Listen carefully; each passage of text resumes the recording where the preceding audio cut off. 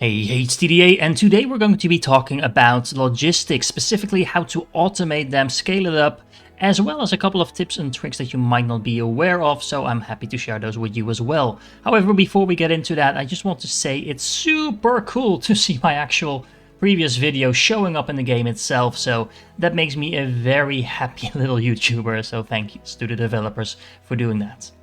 The things we're going to be talking about today will also guide you into the mid-game. So transitioning from the early game where we left off last time, where we've automated all the basic production, we have all the ships being non-stop produced, we have some defenses up and running, we are now ready to really start automating our bases, automating our logistics, making things a lot easier, that which will allow us to scale up not only the production but also move our production around if we need that to. And in order to do that, there's a couple of things that you might not want to be aware of. Now, first of all, as a couple of people were actually able to point out in the comments to me, if you hover over a building and you press Q, you actually copy that exact building under your mouse. Now, this is actually not, as far as I can tell, in the key bindings. It does say in the key bindings that Q is your hand action. I just had no idea that that meant that you could copy buildings, which apparently is also a thing in Factorio, but if, like me, you haven't actually played Factorio, you might not be aware of this, and this makes it so much easier to just copy stuff that you already have and build stuff, so really make sure that you use this. Another useful thing to know that is not actually really described in the key bindings is that if you shift or right click a building, for example a storage unit, it will copy the settings of that building. So in this case, in this storage unit, I have set these 3 slots to be disabled. So if I now shift left click the other building, it will actually copy the settings into that building as well. You can do the same with recipes from assemblers, atomic printers and stuff like that. You can copy paste those with shift right clicking on the building that you want to copy it from, and then shift left clicking on the building that you want to copy it to. So again, just a quality of life thing. Then last but not least, let's say you have some buildings in your inventory that you want to craft. Again, this is not in the key binding, so it's useful to know. So for example, the heat exchange, I don't have these. I can just control click on this building and then it will start queuing them up. You can see that appearing in the left corner over there. You can just queue up whatever you want from your inventory. Now, you might not be able to see what you can actually craft from the things that you have. It's a little easier than going into your inventory and doing it like this, maybe. Depends a little bit on what you're doing, but it's good to be aware of. Alright, so let's move on to actually progressing through the mid-game with those tips and tricks in mind. Now, what we want to start working towards is the station movement programming. As you can see, it needs quite a bit of asteroid research in order for it to be able to be completed, but you also actually are going to do 500 signs while doing this. So as long as you are going to meet this threshold while you're researching this, which is very likely going to be the case, you can just queue that up. Of course, you can pick some of the cheaper stuff up first, that's completely up to you, but you're going to need this for a lot of stuff that will happen in the rest of this episode. One thing that I actually only recently found out, because it's a little bit counterintuitive, at least at first glance, is that these inserter bots can actually fly over other buildings as well. So you can see connectors, struts, solar panels, as I'm showing over here, are no obstacle to inserters. They will only connect to buildings that actually store resources. And that's actually a good point as well, because so far I've been using them to transport items from cargo holds to cargo holds, which in principle is there's nothing wrong with that, but you can actually use them to directly get things from, for example, a mining unit and put it directly into, let's say, an atomic printer if that's what you want to do. So it's useful to know this because the game isn't really clear on telling you this, at least I don't think so, and it might affect how you want to design your space stations. Now, I do want to point out that the whole reason that I actually did connect all of my space stations was that you can, by doing so, actually move the entire thing as a whole. And you can do that, well, you can still move it if it's smaller pieces, but it's going to be a lot more work to get things from A to B, so keep that in mind when you're designing your own space stations. If, of course, you're not planning to actually move them, or you're actually planning to just deconstruct them whenever you want to move them and then construct them in the new place again, then you don't have to worry about that, but again, just keep it in mind. In the previous episode, we covered all the basics and we made some nice layouts in order to mass produce these, but now we're going to have to move on to making some more complicated stuff. For example, I want to start making fabricators, I want to start making solid state lasers, and I want to start making mass energy converters. Now, these mass energy converters specifically, you can't actually make yourself, so you can't handcraft them, so you do need to make sure you're actually setting up a production facility in order to produce these. The other two things you can actually produce yourself, but it's very useful to just have those being produced, even if it's in low amounts, somewhere in your base, so you can just pick up a few stacks and that will last you a very long time in order to actually handcraft a lot of the buildings. In order to get that going, I have a little medium density structure over here that's mining and putting that into some atomic printers to make those medium density structures. And then over here I have a very simple layout with a couple of assemblers over here making robotics, 4 of them to be exact, that are just putting them through a needlessly complicated system of storage units in order to get them to the outside over here. In order to produce the lasers, we're actually going to need low density structures along with AI controllers, and we also need those low density structures in order to make the fabricators, along with the robotic parts that we just constructed. Now, I've built a little build again for the low density structures. You can see the same pattern repeating over and over, just make things look really organized. And again, you can design this completely different, and that's half of the fun, honestly, in this game. Just come up with your own layouts and make it look interesting. It doesn't need to be super efficient. You have plenty of space. So you can make it, you can focus on keeping everything as tight together if you want. You can make things look a little bit wider or larger. You can make modular units. I would really recommend you to experiment with this. But once you find a design that you like, nothing wrong with just using it over and over. Now, what I have done is making sure that all of my designs actually end up with the produced units on front, and I like to keep a little spacing of 1 block in between the actual outputs, mostly because with the station core in the middle, because this is a 3 block wide unit, it looks very symmetric if you do it like this. But of course you can do it differently as well. What this allows me to do though is make sure all the end resources are being combined in a central spot, so it makes it really easy to pick that up later on and transport it somewhere else. A common pitfall in a lot of these automation games is that you really start scaling up the wrong type of production way too soon in the game, and the same holds for Final Factory. So what you want to do once you get access to some of these new resources like the fabricators and these lasers is just set up a little space station, something maybe some similar like this. You can make this a lot less complicated than I've done over here. I just stuck with the theme because I started with it. But even a single fabricator is going to churn out at least 60 of these items per minute, and that's going to be more than enough to satisfy your production needs for a pretty long time. So don't overdo it. Don't start scaling this up with like 3 or 4 or 5 assemblers. You can, but that's just going to waste a lot of resources on stuff you don't actually need. So I'm bringing in the fabricators over here. I'm going to be bringing in the low density structures from the bottom. And then on the right side, I'm going to bring in the circuits that I'm going to need in order to make the lasers. Now, it doesn't really matter how you actually bring the resources to your station. So as you can see, I just built it very close to where the fabricators were being made, so I can just transport them with some logistics bots.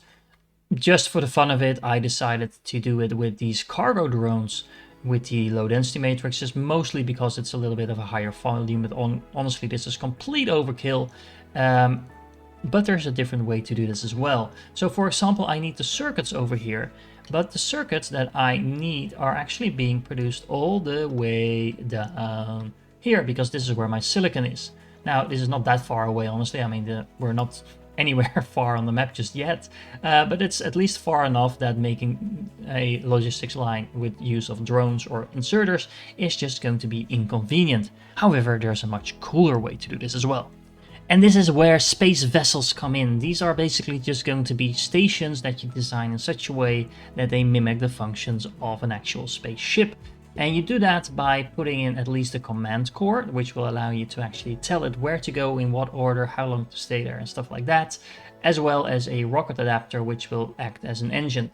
You don't need a rocket adapter to actually have your station flying around, but it will go very slow without, so I do recommend that you use one, just to speed things up a little bit. Now, how do you actually make this thing go where it needs to go? So as you can see over here, I've made a layout where I'm using these 2 little cargo holds, again with a single space in between, as a kind of an entry point. There is a connector going in. The actual station core itself can actually store some units as well. And then on the other half, I have that going out again and putting the items that I will be inputting on this side out on the other half as well. This is just basically going to allow me to import all the units from the right side and then export all the units from the left side. Now, just a note, because we can use any item in the game as fuel, what you can do is just set this to, let's say, these circuits that we're going to be transporting with it, and then the actual engine is going to run on the item that you use it to transport. So this is just going to make things really efficient. You don't have to worry about sending your space stations to refuel somewhere or anything like that. No, you can just use whatever you're transporting as fuel itself. Now, of course, you do want to take into consideration that if you're transporting very valuable items, you might not want to use those as fuel. But honestly, you don't have to worry about that initially for too long. So let me just quickly demonstrate how this actually works. So if you have a command core, you can actually give your spaceship a name.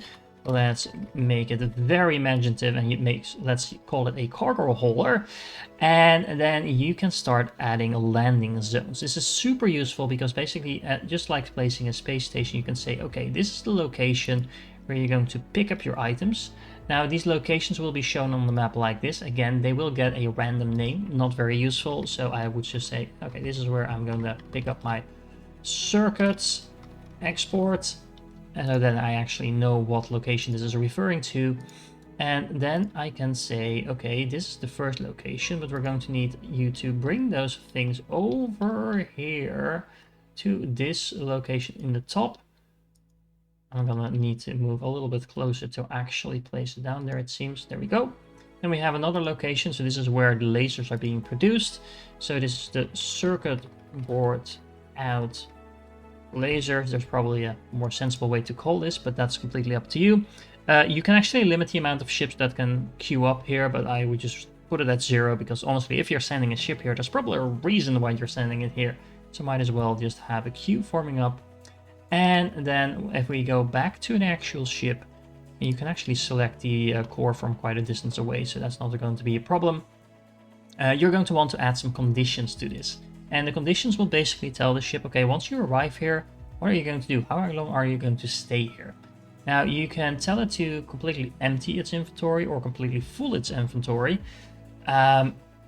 I'm not the biggest fan of that because that might mean that it takes a very long time for it to fill up, and you might just want to have a little bit of that. Get it, transport, move back, pick up another little bit, and stuff like that. Typically, that's more efficient. So I would recommend just having it wait for, let's say, a minute. That is plenty of time to pick up quite a few items.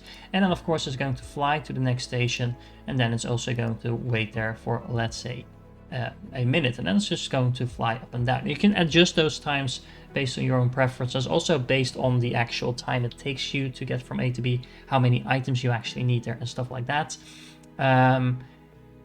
What you're looking for is actually a long enough time for most of the inventory to fill up, at least get a significant chunk of resources in the actual ship, move back to the location where it needs to go, export most of that, and then just continue on as that is. And the further buildings are away from each other, the longer, the more items you will want to carry per trip, basically. Now, once you've done this, you can also just tell it to move somewhere, but typically that's not super useful. You can also tell it to actually change orientation in a certain spot. So this is the default orientation now. As you can see, this is actually the same orientation in both spots, but you can flip the space station around if that's needed in order to connect to the location. Now, if I enable the transit, you will see the ship is going to start to fly, but it's going to go really, really slow. So I would recommend that you kickstart it by putting something in there. It doesn't really matter what, just a cheap item will do, and you just saw that little boost. It's going to be flying a lot faster. Now, once it actually reaches the first location, as you can see, circuit boards are now also being put into the engine. So this means that it will just fuel itself from this point onward. I don't have to worry about that fuel at all. And now this ship is going to just fly back and forth between my two bases, even though they're quite far apart, and deliver all those resources. Now we have fabricators and lasers in production, but we also need the mass energy converters, and in order to get those we actually only need iron, because we need medium density structures, we need robotic parts, both of which are made just from iron itself, and then we need to turn those into mass energy converters. So starting off, we have the same old build producing the medium density structures. And then I have this secondary build over here that's actually a lot more complicated than I initially thought it was going to be in order to get those mass energy converters up and going. The thing with the mass energy converters is actually that this is a very slow recipe. As you can see, one assembler actually makes only 6 items per minute. So most of the other buildings so far have been producing something like 60 or 75 items per minute. This is only going to produce 6 per minute. So we actually need a few more of those to get a reasonable amount of stuff going. Now I have, if you press Alt, you can see what you are producing in the builds. I have 4 of these making the mass energy converters, and of course we also needed those robotics, so I'm making those in this first 2 over here. So I'm transporting the medium density structures into the first few assemblers making the robotics. Then we have this outgoing circle over here basically that's exporting the actual robotics that we are producing. And then there's another couple of connectors going through here into the space station core, exporting it to the sides, and that's where it's going to connect up with these mass energy converter production facilities. Now, as you can see, I've also interconnected these things, so the output is going to go out on the sides over here. Now, I just placed this cargo hold over here, but if you want to keep things symmetric, you could remove these. And we need quite a bit of power to power all of this, so there's 2 antimatter power stations to do that. And as you can see, because we covered our basics really well, we can now easily scale up to produce all these intermediate products really quickly, really easily. And the fact that we're using these space stations to be turned into vessels with these programmed cores is going to make things a lot easier to actually move things around as well. Which is a very good thing, because at this point in the game, if it hasn't happened already to you, you are going to run out of bauxite, at least the first node of bauxite, really soon. Oh look, it's one of my earlier designs of spaceship flying around. It's so cool to actually see everything coming to life. As you can see, this is where an asteroid used to be, so I need to start relocating all my production facilities because, well, if I don't have bauxite, I'm going to have problems really soon with my production. Now, luckily, typically you will have a couple of these asteroids very close by, so if you haven't found them yet, just fly around a little bit. There should be backup nodes basically somewhere close to where you start out.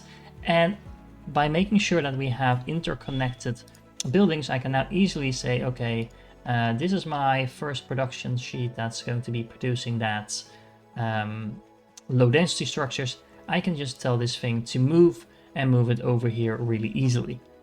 A couple of things to note once you actually start moving your space stations around and relocating your production centers is that you should also make sure that you move your defensive lines along with that. And if you're going to be utilizing these vessels like I am over here in order to transport the actual production that you're doing here back to your core base that you can really well defend, so that's really nice and awesome as well. Make sure that the path in between these areas, and in this case it's not that far, but I'm a little bit more to the south now, so this ship is going to fly all the way up here. As you can see, I did place a couple of defensive stations along the actual transport line, so I'm not going to run into any issues of some random attack wave coming in and destroying my logistic lines. So now you know how to actually automate your production. I gave you some suggestions for some layouts. Don't forget that at this point you might want to actually scale up your science production as well if you haven't done so already, because just a handful of these research stations is going to take you a very long time to plow through all of that basic asteroid science research. I am going to assume that you completed pretty much all of the asteroid research before the next episode, because that is going to be focused on actually getting us to the mid to late game-ish, and well, that's going to be a lot of fun because that's going to bring in a couple of new elements as well, so make sure that you join me for that as well. If you're still here, you're awesome, and I do hope to catch you in the next one.